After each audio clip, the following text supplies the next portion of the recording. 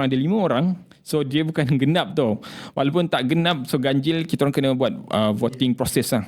So setiap orang ada list tu, kita consolidate and then kita nampak ni kalau dapat 4 voting tu kira macam automatic lepas lah kan. Tapi yang dapat 3 atau ni apa lagi. Contoh yang aku fikir kita pun, bagi aku sendiri, aku kemukakan adalah macam selalunya kita nak elak daripada bias kita kan. Macam contoh aku tak faham bahasa macam Mandarin apa benda. So macam mana aku nak terima diorang sebagai pempamer kan, sebab yang tu dah ada limitasi kat situ.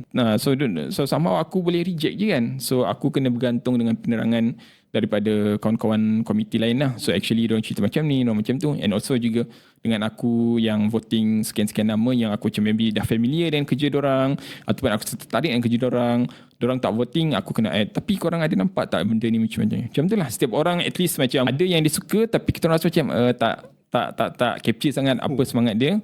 So itu proses yang agak panjang kan lah. Penat juga lah. Kan? Aku boleh bayang macam mana korang 5 nak kan? Macam mana nak voting kan? Bila orang cakap best lah international. Satu yang kita orang macam bagi aku sendiri, aku takut sangat. Kita akan selalu mendahulukan pempamer luar. So ni orang international kot, bagus untuk reputasi kita apa benda. Tapi aku rasa itu tak adil untuk semangat Zin tu sendiri kan.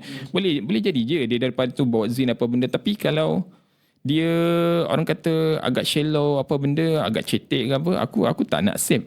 Even pun benda tu maybe cantik untuk profile KLZE kan bila masa nanti. Tapi aku still kita kena running through the process first and then baru kita boleh tentukan.